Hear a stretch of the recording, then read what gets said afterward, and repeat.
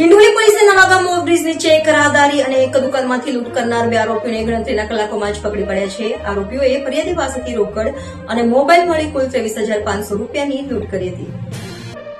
ગત તારીખ 6/4/2025 રોજ બપોરે 12:30 વાગ્યાના સુમારે ડિંડોલીના નવાગામ ત્રિપાઠી હોસ્પિટલ આગળ ઓવરબ્રિજ નીચે રેલવે પાસે જાહેર રોડ પર ફરિયાદી પંચમ રાયકતિયાર શ્રીવાસ્તવને રાજદીપ ઉર્ફે પંડિત અને સચિન દુબે નામના બે ઇસમોએ લૂંટ્યા હતા.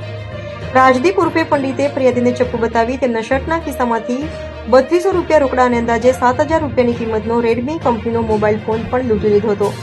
ત્યારબાદ આ જ આરોપીઓએ નવાગામમાં આવેલી શગુન સાડી નામની દુકાનમાંથી રૂપિયા 13,500 રૂપિયાની રોકડની લૂંટ કરી હતી. આમ આરોપીઓ ફરિયાદી અને દુકાનમાંથી મળીને કુલ 23,500 રૂપિયાની લૂંટ ચલાવી હતી અને ફરિયાદીને ચપ્પુ બતાવીને નાસી ગયા હતા.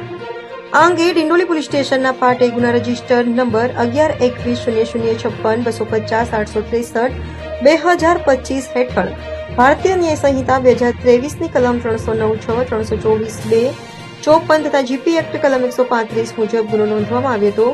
ડિંડોલી પોલીસ સ્ટેશનની સર્વેલન્સની ટીમે ગુનાની ગંભીરતાને ધ્યાનમાં લઈને તાત્કાલિક તપાસ હાથ ધરી હતી અને બાતમીના આધારે ગણતરીના કલાકોમાં જ બંને આરોપીઓને પકડી પાડવામાં સફળતા મેળવી છે. પોલીસ હાલ આ લૂંટના બનાવ અંગે વધુ તપાસ કરી રહી છે.